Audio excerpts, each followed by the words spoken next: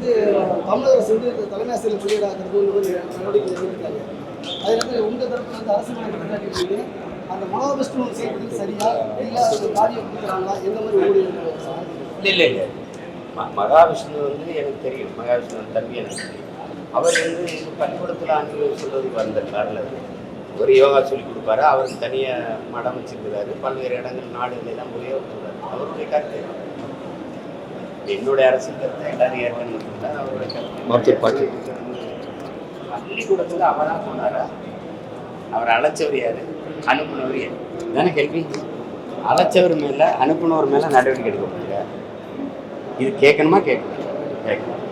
அவராக போய் கதவு திறந்து மாணவர்கள்லாம் வாங்க நான் என் பேச்சை கேளுங்கன்னு உட்காந்து பேசல.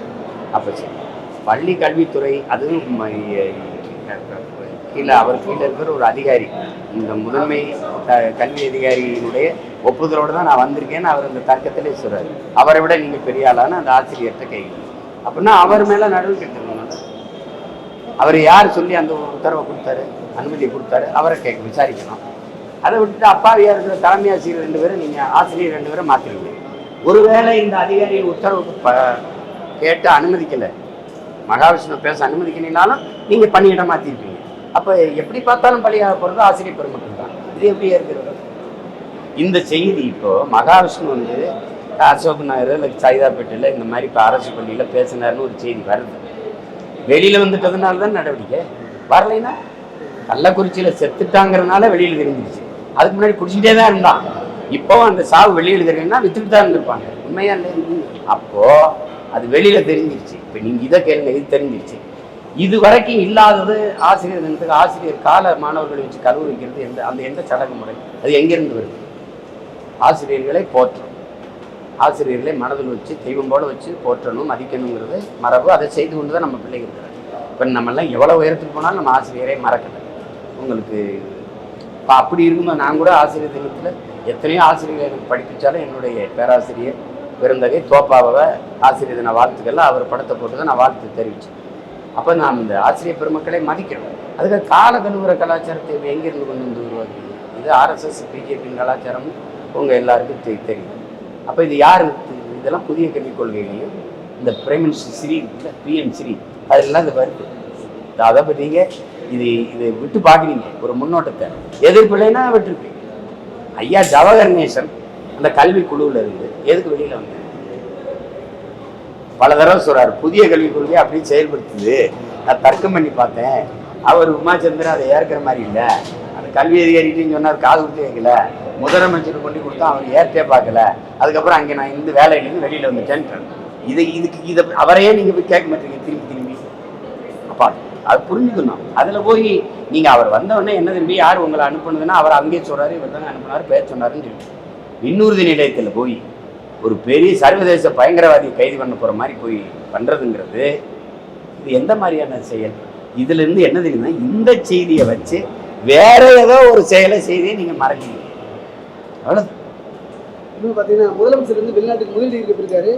முன்னாள் முதலமைச்சர் ஓ பன்னீர்செல்வம் சொல்றாரு, வாழ்த்துறாரு, பெரிய முதலீடை கொண்டு வந்துருவாரு அப்படி நான் நம்புறேன். அந்த அளவுக்கு முதலமைச்சர் செயல்பாடு. அதான் சுமக்கிறதுக்கு நாங்கள்லாம் கூட வானூர்தி நிலையத்தில் போய் நிற்கலான் இருக்கோம். அது நாங்கள் ஒரு கைப்பை 7 மூட்டை தூக்கிட்டு வந்து எத்தனை முறை இந்த முதலீடு கதையை நீங்கள் பார்க்குறீங்க. நீங்களும் உங்கள் மனச்சான்ற சொத்து பதில் சொல்லுங்க. அம்மா ஜெயலலிதா இருக்கிறதுக்கு பல காலத்தில் இங்கேயே பல மாநாடுகள் 2 லட்சம் கோடி முதலீட்டாளர்கள் ஏதாவது நடந்துக்கா? என்ன தொழிலுக்கு முதலீடு செய்வீங்க? எங்கே தொழில்? நீங்கள் நோக்கியாவை கொண்டு வந்துருக்காரு, நீங்கள் தான் முதல்ல வந்து நோக்கியா 3 உங்கள் ஆட்சியில் தான் 2500 கோடியை கட்டாமல் விட்டு போனானாலே அந்த இழப்பை யார் சந்தித்தோம்? நம்ம. அப்புறம் திருப்பி அவனை நோக்கிய வருதுன்னா சரி, தொழிற்சாலைகள் வரட்டும், இந்த முதலீடு செய்யட்டும். எங்கே முதலீடு செய்வீங்க? நிலத்தில். நிலம் யாரோடது? அது விண்வெளியில் முதலீடு செய்து தொழிற்சாலை கட்ட முடியாது. ஏன் நிலத்தில்? நிலம் யாருது? அப்பாவி உழைக்கும் மக்கள், வேளாண்குடி மக்கள். அவனுடைய நிலத்தை பறிப்பீங்க. விளை நிலத்தை பறிச்சுக்கிட்டிங்கன்னா சாப்பாட்டுக்கு என்ன சொல்வீங்க? அது எங்கேருந்து வரும்? வேலை கிடைக்குங்க, வேலை கிடைச்சா சம்பளம் கிடைக்குங்க, சம்பளம் வச்சு நல்லா 3 வேலை சாப்பிட்லாமுங்க. சாப்பாடு எங்கேருந்து வருங்க தம்பி? நீங்கள் சந்திர மண்டலத்துக்கு சந்திராயன் அனுப்பலாம் தம்பி, சயின்டிஸ்டுக்கு சாப்பாடு எங்கள் சம்சாரி தான் அனுப்பணும் தம்பி. விண்வெளியில் விண்கலம் ஏவலாம், விஞ்ஞானிக்கு சோறு எங்கள் விவசாயி தான் போடணும். இந்த அடிப்படையை என்னைக்கு நீ புரிஞ்சுக்கிறீங்களோ அன்னைக்கு தான் இந்த நாடு மக்களும் உருப்பட முடியும், வாழ முடியும். சும்மா இவங்க கூட இந்த படம் காட்டுறது இருக்குல்ல, அதை பார்த்து ஏமாறக்கூடாது. அடுத்து பார்த்தீங்கன்னா தகவல் யூனிவர்சிட்டி எப்படி சில தகவல் கட்டி முதலமைச்சர் வெளிநாடு போன பற்றி எவ்வளோ முதலீடு கொண்டு வந்திருக்காரு. இல்லை இப்போ போகிறதுக்கு இல்லை, அப்போதான் சொல்கிறாங்களே 4000 கோடி கையெழுத்துருக்கான்னு சொல்கிறாங்க. 10 லட்சம் கோடி கொண்டு வந்து 31 லட்சம் பேருக்கு வேலை கொடுத்துருக்கோம்னு சொல்கிறாங்க. அது உண்மையாக இருக்குன்னு நீங்கள் நம்புறீங்களா? வாய்ப்பு இல்லை இல்லை. அப்போ அதனால இதை வந்து தொழில்துறை அமைச்சர்னு சொல்கிறாரு, முதலமைச்சர்னு சொல்கிறாரு.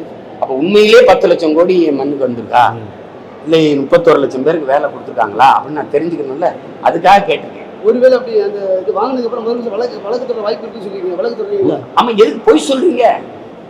ஒரு பொறுப்புள்ள ஒரு இடத்துல இருந்துக்கிட்டு நாட்டின் முதன்மை அமைச்சர், ஒரு தொழில்துறை அமைச்சர் மக்கள்கிட்ட ஏன் எப்படி இனிப்பான பசுப்பான வார்த்தை சொல்றீங்க? 10 லட்சம் கோடி வந்திருக்கு அப்படின்னா இவ்வளவு கோடி வந்து எதுக்கு மின் கட்டணம் ஏறுது, எதுக்கு சொத்து வரி ஏறுது?